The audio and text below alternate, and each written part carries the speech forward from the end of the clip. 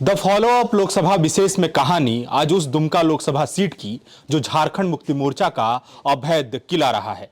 दुमका जहां से दिशोम गुरु शिबू सोरेन 8 बार सांसद बने, वही दुमका जहां शिबू सोरेन ने लगातार 4 बार चुनाव जीता। दुमका जो झारखंड की सियासत के दो दिग्गजों बाबूलाल मरांडी और शिबू सोरेन की दिलचस्प भिड़ंत का गवाह रहा है। दुमका जहां शिबू सोरेन 2019 में हारे भी तो उस सुनील सोरेन से जिनको उन्होंने ही सियासत का ककहरा सिखाया था। तो चलिए दुमका लोकसभा की यात्रा। दुमका लोकसभा की हमारी यात्रा वर्ष 2004 के आम चुनावों से शुरू होगी। 2004 का आम चुनाव इसलिए भी खास था क्योंकि यह झारखंड गठन के बाद प्रदेश में पहला आम चुनाव था। केंद्र की अटल बिहारी वाजपेयी सरकार ने पहली बार आदिवासी मामलों का मंत्रालय बनाया था। आदिवासी बहुल दुमका में जीत या हार भविष्य के झारखंड का खाका खींचने वाली थी। झारखंड मुक्ति मोर्चा के शिबू सोरेन चुनावी मैदान में थे, वहीं सामने खड़े थे बीजेपी के सोनेलाल हेम्ब्रम। 2004 में दुमका में मतदाताओं की कुल संख्या 10,83,200 थी। 5,69,293 पुरुष मतदाता थे, जबकि 5,13,961 महिला वोटर। हालांकि मतदान में केवल 57.7% यानी 6,25,043 वोटर्स ने ही हिस्सा लिया था। शिबू सोरेन 3,39,542 वोट लाकर विजेता रहे। उनको 54.3% वोट मिला। बीजेपी के सोनेलाल हेम्ब्रम 2,24,527 और 35.9% वोट लाकर दूसरे नंबर पर रहे। बहुजन समाज पार्टी के बैजनाथ मांझी तीसरे नंबर पर रहे। दुमका में तो कमल नहीं खिला, देश में भी बीजेपी को करारी हार मिली। अटल बिहारी वाजपेयी सरकार की केंद्र की सत्ता से विदाई हो गई। इस हार के बाद भारतीय जनता पार्टी का केंद्र की सत्ता से बनवास अगले 1 दशक तक यानी 2014 तक जारी रहा। हालांकि दुमका में शिबू सोरेन की जीत का जो सिलसिला 2002 के मध्यावधि चुनाव से शुरू हुआ था, वो 2014 तक जारी रहा। 2009 के आम चुनाव में एनडीए की कमान लालकृष्ण आडवाणी के हाथों में थी। बीजेपी ने झारखंड के दुमका और गोड्डा लोकसभा सीटों पर नए प्रत्याशियों को मौका दिया। गोड्डा में अब निशिकांत दुबे पर कमल खिलाने की जिम्मेदारी थी, तो वहीं दुमका में कभी शिबू सोरेन के परम शिष्य रहे सुनील सोरेन को मौका दिया गया।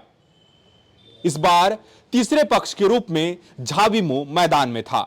साल 1998 और 1999 में लगातार 2 आम चुनावों में शिबू सोरेन को मात देने वाले बाबूलाल मरांडी अब झारखंड विकास मोर्चा के सुप्रीमो थे और उन्होंने अपने इस पुराने प्रतिद्वंदी को मात देने का जिम्मा रमेश हेम्ब्रम को सौंपा। 2009 के आम चुनाव में 11,28,361 में से 6,22,736 वोटर्स ने मतदान किया। झामुमो सुप्रीमो शिबू सोरेन 2,08,518 वोट लाकर चुनाव जीते। उनको 33.5% वोट मिला। बीजेपी के सुनील सोरेन को 1,89,706 वोट मिला। झारखंड विकास मोर्चा के रमेश हेम्ब्रम को 64,528 वोट मिला। दुमका में सुनील सोरेन झामुमो का किला नहीं भेद पाए, लेकिन गोड्डा में निशिकांत दुबे ने जरूर कमल खिला दिया। एक बात बीजेपी के पक्ष में गई थी। दरअसल 2009 के आम चुनाव में शिबू सोरेन को 33.5% वोट मिला, वहीं सुनील सोरेन को 30.5%। 2004 के मुकाबले दुमका में बीजेपी और झामुमो में जीत हार का अंतर काफी कम हो गया था। 2004 में अंतर 18.4% वोटों का था, जो 2009 में महज 3% रह गया। 2014 में हालात पूरी तरह से बदल चुके थे। राष्ट्रीय राजनीति में भारी उथल पुथल हुआ था।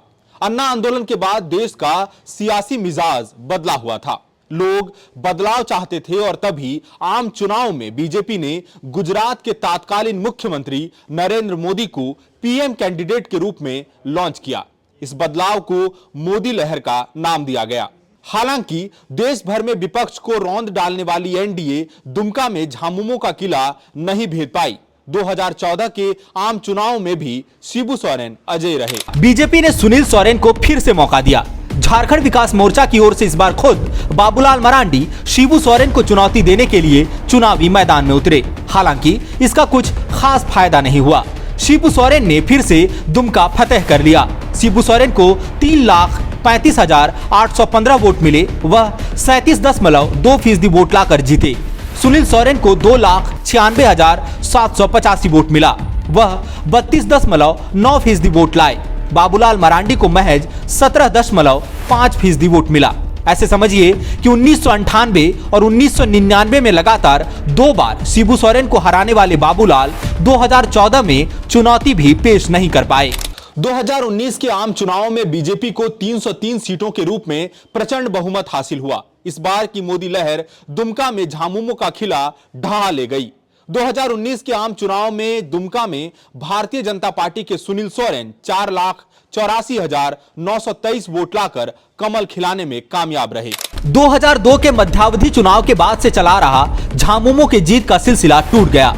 शिबू सोरेन को 4,37,333 वोट मिले। गौर करने लायक बात यह है कि इस बार बाबूलाल मरांडी का झारखंड विकास मोर्चा यूपीए गठबंधन का हिस्सा था। बाबूलाल मरांडी ने खुद शिबू सोरेन के लिए चुनावी सभाएं की और उनके लिए वोट मांगे। 2 धूर प्रतिद्वंदियों का यूं साथ में मंच साझा करना झारखंड के चुनावी राजनीति के इतिहास में बेहद दिलचस्प था। बीजेपी जीती, लेकिन जीत हार का अंतर ज्यादा नहीं था। अब 2024 है। शिबू सोरेन राज्यसभा में हैं, काफी बुजुर्ग हो चुके हैं और अक्सर बीमार भी रहते हैं। जाहिर है कि झारखंड मुक्ति मोर्चा किसी नए छत्रप की तलाश करेगा। बीजेपी की तरफ से सुनील सोरेन ही मैदान में होंगे, इसकी गारंटी नहीं है। काफी संभावना है कि शिबू सोरेन इस बार आम चुनाव में हिस्सा ना लें। हालांकि सियासत में कुछ भी तय नहीं है। बीजेपी भी शायद नया छत्रप तलाशे। कुछ भी हो, दुमका का मुकाबला इस बार और भी ज्यादा दिलचस्प होने वाला है। दुमका झारखंड मुक्ति मोर्चा के लिए प्रतिष्ठा तय करने वाला सीट रहा है, तो वहीं बीजेपी से जीतकर झामुमो का मनोबल तोड़ने का इरादा रखती है। शिबू सोरेन दुमका से 8 बार सांसद रहे। संसदीय चुनाव में यह भी एक रिकॉर्ड है। शिबू सोरेन दुमका से सबसे पहले 1980 में चुनाव जीते। इसके बाद उन्होंने 1989, 1991, 1996, 2002, 2004, 2009 और 2014 में यहां जीत हासिल की। 2002 के मध्यावधि चुनाव से 2014 के आम चुनाव तक लगातार 4 बार जीते। शिबू सोरेन को यहां पहली बार 1984 में कांग्रेस के पृथ्वी चंद्र किस्कू ने हराया था। इसके बाद 1998 और 1999 में लगातार 2 बार बाबूलाल मरांडी ने उनको हराया। फिर आखिरी बार 2009 में शिबू सोरेन सुनील सोरेन से हारे। आजादी के बाद किसी एक लोकसभा क्षेत्र का 30 साल से भी ज्यादा समय तक प्रतिनिधित्व करने वाले शिबू सोरेन एकमात्र सांसद हैं। हालांकि इस बार दुमका की सियासत में बहुत कुछ बदलेगा, देखते जाइए। चलिए आखिर में यह भी जान लेते हैं कि दुमका लोकसभा सीट के अंतर्गत विधानसभा की कितनी सीटें हैं, किस सीट पर किस पार्टी के विधायक हैं। दुमका लोकसभा क्षेत्र के अंतर्गत विधानसभा की 6 सीटें हैं। दुमका विधानसभा से बसंत सोरेन विधायक हैं। शिकारीपाड़ा से नलिन सोरेन विधायक हैं। जामताड़ा से कांग्रेस के डॉक्टर इरफान अंसारी विधायक हैं। सारठ से बीजेपी के रणधीर सिंह विधायक हैं। नाला से झामुमो के रविंद्रनाथ महतो विधायक हैं। वहीं जामा से झारखंड मुक्ति मोर्चा की सीता सोरेन विधायक हैं। आंकड़े देखिए, 6 में से 4 विधानसभा सीटों पर झारखंड मुक्ति मोर्चा काबिज है। केवल सारठ ही बीजेपी के खाते में है, वहीं जामताड़ा कांग्रेस के हिस्से में है। आंकड़ा देखिए, 6 में से 4 विधानसभा सीटों पर झारखंड मुक्ति मोर्चा काबिज है, वहीं सारठ बीजेपी के खाते में है, जामताड़ा कांग्रेस के हिस्से में है। अगली कड़ी में आपके लिए लाएंगे धनबाद लोकसभा सीट की कहानी। The followup.in. Like, share, and subscribe.